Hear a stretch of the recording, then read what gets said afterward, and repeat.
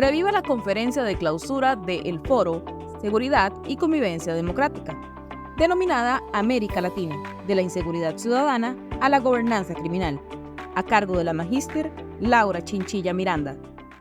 Me interesa hoy particularmente centrar un poco más en la atención, en el escenario más amplio, en ese gran vecindario del que somos parte nosotros los costarricenses, que es América Latina, y hacer un análisis un poco más prospectivo. De alguna manera es un poco atrevido aún empezar a hablar o pretender hablar con alguna propiedad de los temas de la gobernanza criminal cuando es un concepto que apenas está surgiendo, se está alimentando de la discusión y el debate y lo tenemos todavía relativamente en pañales. Pero ciertamente es un concepto que, sin lugar a dudas y desgraciadamente para mal, puede llegar a marcar el destino de nuestra región por muchos años. Y lo primero que quizás deberíamos decir de América Latina es que hemos arrastrado ese sello de ser la región más peligrosa del mundo, la región más violenta del mundo, en donde muere más gente por razones violentas, a pesar de que hemos tenido ausencias de conflictos armados desde hace ya muchísimos años. Con tan solo 8% de la población del mundo, América Latina aporta el 33% de los homicidios que se cometen a nivel global. Mientras el promedio mundial de homicidios es de 6, poquito más de 6 por 100.000 habitantes, en América Latina el promedio es casi más de 3 veces, el 21.7 por 100.000 habitantes. Y no solamente es que somos una región violenta en términos generales, cuando lo medimos obviamente sobre ese indicador, que es, cuando hablamos de temas de violencia, el referente principal de una sociedad en relación a sus niveles de violencia, sino que cuando también lo desagregamos por sexo, vemos que las mujeres también sufren de manera particular la violencia frente a otras regiones del mundo. De los 15 países del mundo que registran mayores tasas de feminicidio, 8 son países de la América Latina y nuestra región tiene las tasas más altas a nivel de violencia sexual fuera de la pareja, y cuando esa violencia sexual ocurre dentro de las relaciones de pareja, somos la segunda región del mundo con mayores niveles de incidencia. Entonces sí, América Latina, y nada más doy estos dos elementos para ubicarnos, ha tenido históricamente un serio problema con la violencia y con la criminalidad. Porque cuando hablamos de seguridad ciudadana, en consecuencia, estamos hablando obviamente del sector más clásico que se encarga de la misma, como los ministerios del Interior, la policía, las cárceles, etcétera, pero también del sector social, en donde hay áreas que se intersectan. La prevención social de la delincuencia es una tarea fundamental de cualquier política en esta materia, y también el sector de justicia penal, que es el que básicamente se encarga de los procesos de sanción. Y en los últimos años agarró cada vez más fuerza el papel de los gobiernos locales, el papel de la sociedad civil en lo que llamamos la prevención situacional o la prevención comunitaria del delito. Desde el punto de vista de la formulación de políticas públicas, formación y profesionalización de los recursos humanos y también de innovación, América Latina empezó a innovar en esta materia, precisamente porque tanto padecíamos los problemas de crimen y de violencia, que muchos países están a la vanguardia de los estudios en estos temas. Quizás el más emblemático es Colombia. Y algo interesante es que todas estas mejoras que experimentó América Latina desde el punto de vista de la forma en que se aproximó al problema y diseñó las respuestas ante el mismo, se expresó de manera muy positiva en muchos de los indicadores criminales. Pero yo no voy a entrar en muchos de los detalles, pero sí voy a hacerme publicidad recomendándoles analizar y conseguir ese informe porque esta servidora le tocó escribirlo.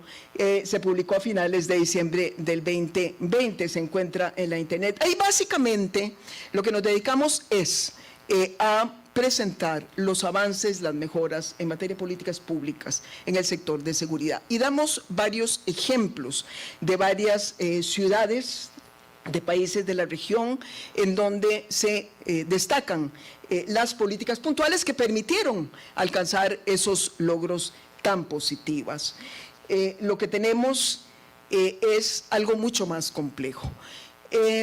Porque no se trata solamente de analizar lo que, por ejemplo, en este momento puede representar la política punitiva que está intentando Bukele en El Salvador. Resulta que previo a esta política punitiva, cuando vamos a analizar, El Salvador había intentado negociaciones con las bandas criminales, había intentado contemporizar, no eran sus enemigos, ¿verdad? Lo hicieron en el 2011 con un buen suceso, porque sí, hubo una caída en las tasas de homicidio, y también con un relativo buen suceso cuando el mismo Bukele intentó esa negociación. Es lo que llamamos, simple y sencillamente, la Pax Mafiosa. Se compró la Pax Mafiosa de las bandas criminales. Y resulta que, bueno, no dio resultado, y entonces fue la declaratoria de guerra. Lo que hoy se presenta en América Latina como el ejemplo de lo que hay que hacer en materia de seguridad ciudadana. Miren ustedes que bastaron apenas 6 meses para que por lo menos ideológicamente y doctrinariamente América Latina le diera vuelta al discurso. No quiero decir que en todos estos casos que he citado, y podría citar mucho más, los presidentes se sentaron y se pusieron de acuerdo en que iban a hacer una paz total, o iban a hacer nada más abrazos y ya no balazos, o iban a hacer la paz mafiosa a El Salvador. No lo estoy diciendo de manera tan burda, pero ese es el efecto. El poder de fuego del crimen organizado, el poder de corrupción de la economía del crimen organizado, se convirtió en algo tan enorme, tan inmenso, tan gigante para las capacidades de los estados de América Latina, que hoy son los que están poniendo las reglas del juego. Y entonces estamos básicamente empezando a aceptar que los criminales, el crimen organizado, se han convertido en actores políticos con los cuales hay que negociar, porque yo como presidente no quiero que me maten a la gente, entonces mejor se me quedan queditos, y en ese proceso de negociación se entrega poder. Ellos están cogobernando de alguna manera. Y América Latina está por convertirse en el mercado más competitivo para la producción y exportación de drogas sintéticas y de fentanilo. Yo no sé si el otro día alguien de ustedes vio que se cayó el precio de la cocaína en algunas partes que la cultivan, de las comunidades que las cultivan en Colombia. Es el efecto del fentanilo. El fentanilo está llamado a desplazar muchas de estas drogas. Y entonces ahí lo que tenemos es una serie de ingredientes que se han unido de ese crimen organizado con un gran poder,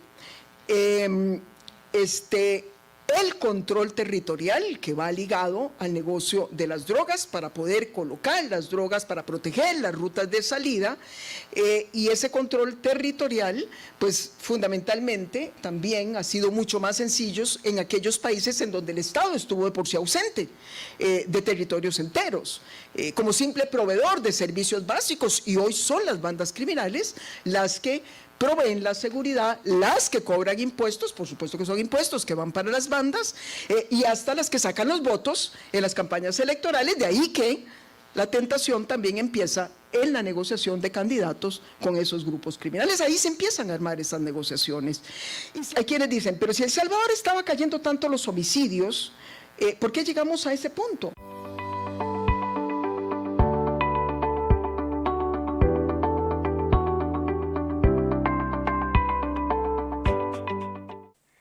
Saludos. Después de esta conferencia de clausura del tercer foro académico de seguridad y convivencia democrática, nos encontramos con una invitada de lujo, doña Laura Chinchilla. Doña Laura, bienvenida a los micrófonos y las cámaras de Onda UNED. Muchas gracias, encantada de estar con ustedes. Bueno, doña Laura nos acaba de presentar una conferencia acerca de la inseguridad ciudadana en América Latina y cómo esto ha afectado la gobernanza, cómo la gobernanza criminal ha afectado a América Latina. Entonces, esta es una de las primeras preguntas, doña Laura. ¿Cómo afecta esta gobernanza criminal la estabilidad política de América Latina?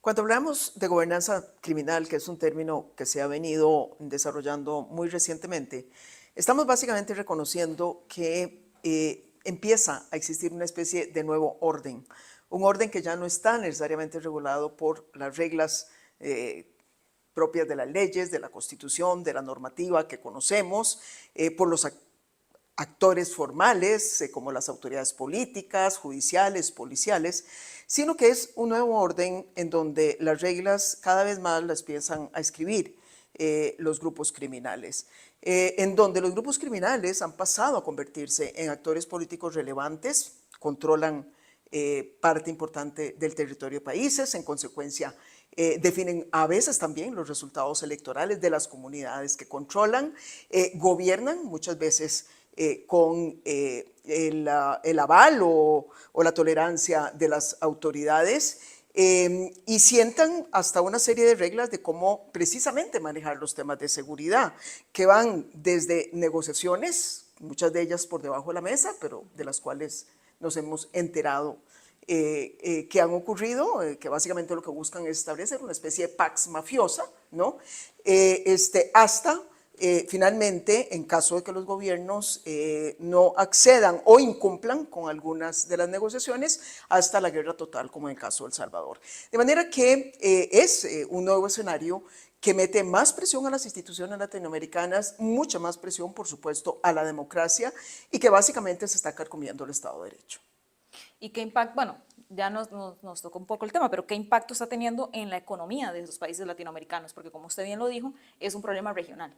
Bueno, es que parte de por qué llegamos a este escenario es porque ya no estamos lidiando, y de ahí que entonces todos los conceptos de seguridad ciudadana y las estrategias con que hemos venido trabajando ya se agotaron. Básicamente, América Latina en las últimas 2 décadas se concentró en perseguir la delincuencia común. Y si uno ve una serie de datos, la estrategia fue relativamente exitosa para ese tipo de delincuencia, pero mientras tanto se estaba dando estos movimientos en la economía informal, en el mercado negro, sin las reglas del juego claras, ligadas básicamente al tráfico de drogas en primer término y luego en otra serie de actividades en donde el crimen organizado fue diversificando sus actuaciones.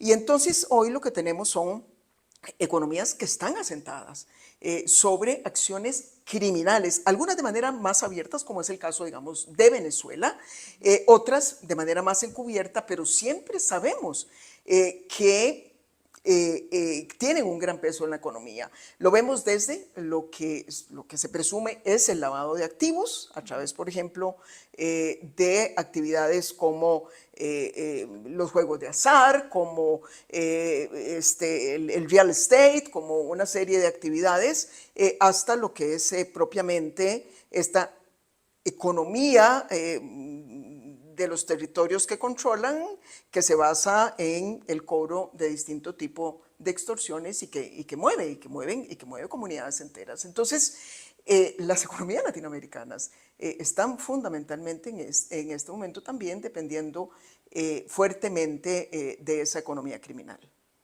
¿Cuáles son esos desafíos, doña Laura, que enfrenta América Latina en cuanto a la gobernanza y la seguridad? Bueno, aquí básicamente lo que tenemos que reconocer, como lo decía, es que ya no basta solamente con pensar en los términos tradicionales del combate a la delincuencia, como cuando lo hacíamos con la delincuencia común. Hay que hacer una reformulación de estrategias que pasan, entre otras cosas, por entender que este es un fenómeno global y de enormes dimensiones.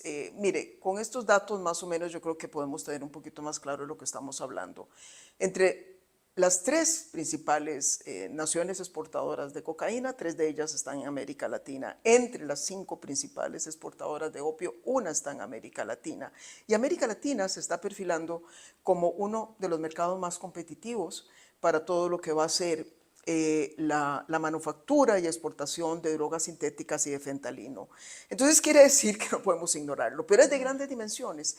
Entonces, una de las, digamos, de los elementos que tenemos que entender que hay que adoptar en esta nueva estrategia es que hay que ir muchísimo más allá de las estrategias nacionales. Es decir, estamos hablando del crimen transnacional, crimen organizado transnacional, y en consecuencia estamos obligados a hacer una aproximación igualmente global y al menos si no regional para combatir a estas bandas criminales. Y ahora aterrizando un poco en la realidad nacional, ¿verdad? Que es algo que nos preocupa a todos y que tal vez este foro viene a poner sobre la mesa, más sobre la mesa todavía, este problema y esta problemática que estamos enfrentando. Doña Laura, cuando usted lanzó su campaña a la presidencia, yo recuerdo muy bien que se basaba mucho en la seguridad. Teníamos un problema muy grande de seguridad en ese momento. Usted basó su campaña dando propuestas para disminuir la inseguridad en Costa Rica. Y recuerdo que esa política pública fue muy exitosa y se bajaron los índices de delincuencia y se logró mucho. Pero ¿qué hicimos mal después de eso? ¿Cómo se nos fue de las manos? A mí me parece que lo que se hizo mal es que no se sostuvo el esfuerzo, porque los problemas de seguridad en ese momento, sin embargo, sí quiero decir que el escenario ciertamente estaba particularmente más orientado al combate de la delincuencia común, pero estábamos también preocupados por sentar las bases del combate al crimen organizado. En mi gobierno, a la par de que redujimos en más de un 30% los homicidios, 50% los femicidios y casi todos los delitos contra la propiedad lograron un bajonazo, también aprobamos, impulsamos más bien la ley contra el crimen organizado, la primera que tuvo el país, y también abrimos un diálogo regional hemisférico para hablar sobre el futuro de las drogas en la región. A mí me parece que no se siguió, digamos, con esos esfuerzos, ni en un plano ni en el otro. En el plano más de la delincuencia común, se creyó que ya, como no era un tema que preocupaba a la gente, había desaparecido, y la seguridad es como las casas que se tienen que barrer todos los días porque si no se vuelve a acumular la basura, y bueno, se volvió a acumular la delincuencia en varios puntos del país, y además lo más preocupante es que el crimen organizado avanzó a pasos agigantados, como hoy pareciera que muchos se están empezando a dar cuenta. ¿Cómo puede ayudar la ley de extinción de dominio a bajar los niveles de la delincuencia organizada en Costa Rica? Para mí los mecanismos idóneos para combatir el crimen organizado tiene que ver con ese tipo, digamos, de instrumentos, ley de extinción de dominio, utilización de mecanismos para básicamente actuar sobre los capitales, digamos, emergentes que no se pueden justificar. A veces son leyes que asustan, pero también tengo que decir que, de acuerdo a un grupo que hemos venido trabajando en este tema, hay algunas figuras, algunos institutos que ya existen en nuestro Código Penal y Procesal Penal, que bien utilizados, mejor interpretados, sin necesidad quizás de aprobar una nueva ley que asuste a algunos sectores, podríamos hacer más en esta materia. El lavado de activos está a la base, obviamente, del enriquecimiento ilícito que logran estas bandas criminales y que están alimentando un poder de fuego, de nuevo insisto, sobre estos estados cada vez más arrollados que no tiene límites. Doña Laura, ya para finalizar, ¿qué puede aprender Costa Rica, qué puede aprender América Latina de otros países, de otros modelos para combatir estos desafíos sobre inseguridad, sobre esta gobernanza criminal que se está dando? Hay que seguir por la vía en que Costa Rica siempre ha seguido. Nosotros teníamos la clave de cómo enfrentar históricamente. Los problemas de seguridad han variado. En una época estaba más bien ligado a la violencia y el crimen cometido por los estados autoritarios, los regímenes militares, etcétera. Luego empezó a evolucionar hacia la criminalidad común. Ahora tenemos el desafío del crimen organizado a escala global. Y Costa Rica siempre supo ir tomando las decisiones. A mí me parece que los 3 pilares nuestros son los correctos, que es una fuerte política de prevención social con un Estado social, que es solidario, que busca generar condiciones para disminuir esos factores de riesgo que muchas veces empujan a los jóvenes hacia la criminalidad. El segundo tiene que ver con nuestro Estado de Derecho, es decir, un poder judicial fuerte, profesional, con independencia de poder político y de poderes fácticos.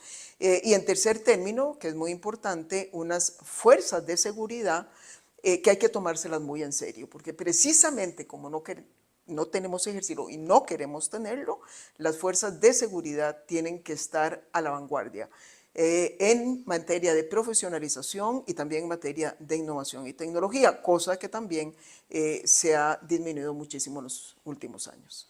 Doña Laura, y tal vez aterrizando un poco más al contexto, hace poco un exministro de Seguridad decía que más bien teníamos que ir hacia este modelo de Bukele. ¿Estamos de verdad en manos de personas que piensan que debemos ir hacia eso? Bueno, que un costarricense piense eso, pues obviamente habla de una gran ignorancia sobre lo que es la historia de nuestras instituciones, porque Costa Rica además ha dado lecciones en ese tema, de cómo combatir exitosamente, insisto, factores de seguridad en otras etapas del desarrollo. Estoy convencida de que sí hacemos las cosas correctamente, si nos tomamos en serio este tema, si se eleva al más alto nivel político, si se generan las coordinaciones y las convocatorias necesarias que hay que generar con el Poder Judicial, con los diputados, etcétera, etcétera, si se emprende un liderazgo claro, hemisférico, para alinear también a la política norteamericana en cuanto a lo que está pasando en estos países, me parece que podemos seguir cosechando éxitos sin necesidad de mirar un paisito que está hoy haciendo alarde de tener la cárcel más grande del mundo. A mí me parece que eso no debe ser un objeto de orgullo, sino todo lo contrario, de una sociedad que fracasó estrepitosamente para combatir con éxito la violencia y la criminalidad.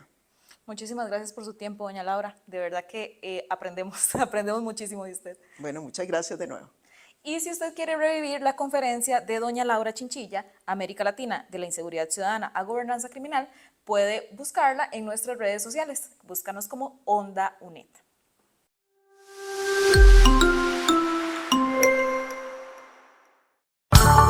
Onda UNED. Acortando distancias.